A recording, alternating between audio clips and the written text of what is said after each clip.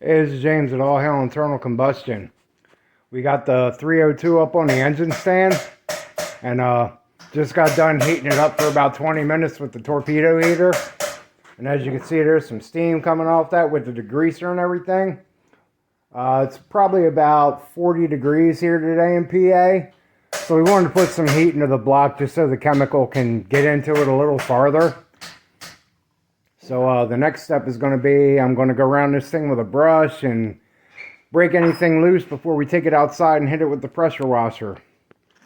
Also got the body of the T5 all soaked down in degreaser, and we're going to take that out and hit that at the same time. Be right back. Alright, so we got everything cleaned off with purple power. Got a bucket of hot water from the house, and now he is pressure washing everything. There was a lot of grit up in the cam area and on the bottom side of the bores from us honing it and boring it, but all that's going to come right out. So I'm going to let him go ahead and do his thing. He's gone through all the oil passages, the water jackets, see what this thing looks like when we're done with it. Alright, well, here we are. And we got this thing power washed. We actually took hot soapy water and scrubbed the whole thing down first. Got in all the nooks and crannies. I dumped that hot water down in these areas around the cylinders to make sure we didn't have any metal flakes grinding, stuff from cutting the cylinders. So we did that, scrubbed the outside, got the power washer going. And before we did all that, by the way, we cooked it with the torpedo heater. So that brought it up to temperature.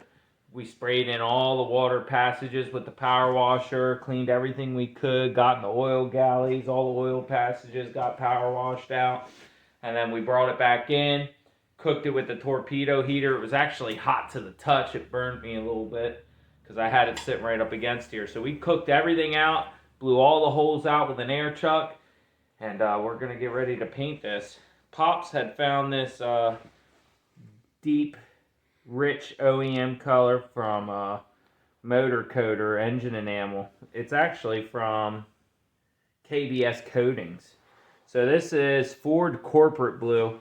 We've been kind of desperate to find the old traditional Ford Blue. That's not in a spray can. Right. You get a good show there. Get a good picture. So this is actually a color that we both crave for the motor big time. Well, for the whole project, really. Is this, ooh, man, that's where smell-o-vision. That's got all the VOCs in it. So that's warmed up, and got a good picture of that? Mm-hmm. That's a good, warmed up. It's very liquidy, but it looks thick too. So we're going to go ahead and start applying this. Let's give you a small demonstration of how it applies anyway. Oh, wow, yeah, that looks good. Oh, look at that. That's going to smooth right over, and it's going to look great. So, oh, yeah, man, that's going to look beautiful. Yep, so we're not taping anything off because we'll just wipe it off any gasketed surfaces if we get it on there. But for the most part, most of this is going to be...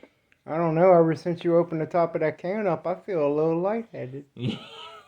Feeling a little dizzy over here. That's a good representation that you probably got some good product there when they keep the VOCs in it. So we got the block upside down because I thought it would be easier to keep the paint off the head gasket surfaces. Yeah, if you got paint on the oil pan surfaces, it wouldn't be the end of the world. So here, let me get a flashlight. Block's still pretty warm, but there it is. That's a nice, beautiful blue. Notice the deep blue rich color. So that's a traditional Ford blue. Probably what, like post-60s color?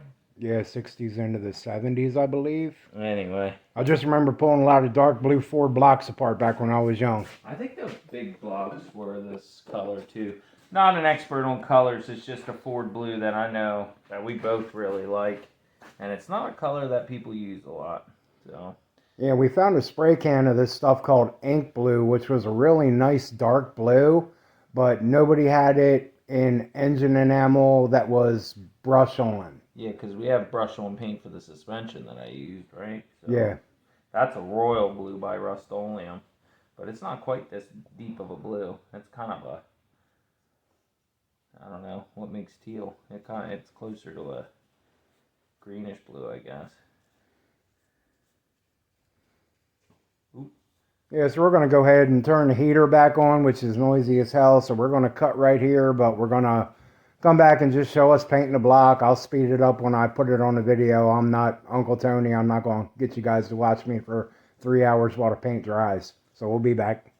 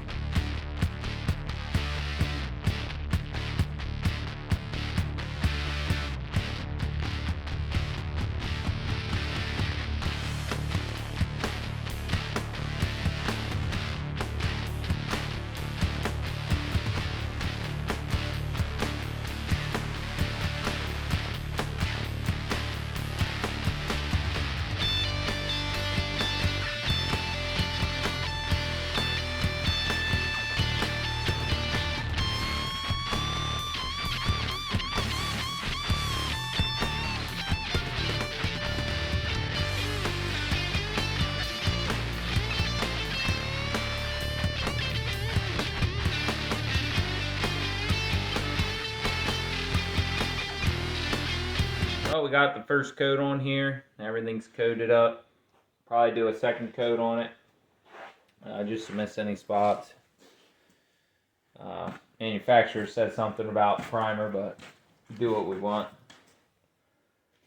We've had a lot of bad luck with even engine enamel primer still causing paint coming off, so we're not so invested in that. The primer, what I've read actually personally, is that a lot of primers are, like your engine enamel primer is actually rated at a lower heat than the paint itself, which is kind of goofy when you think about it, because the primer is going to get hotter because it's trapped in between the paint and the motor.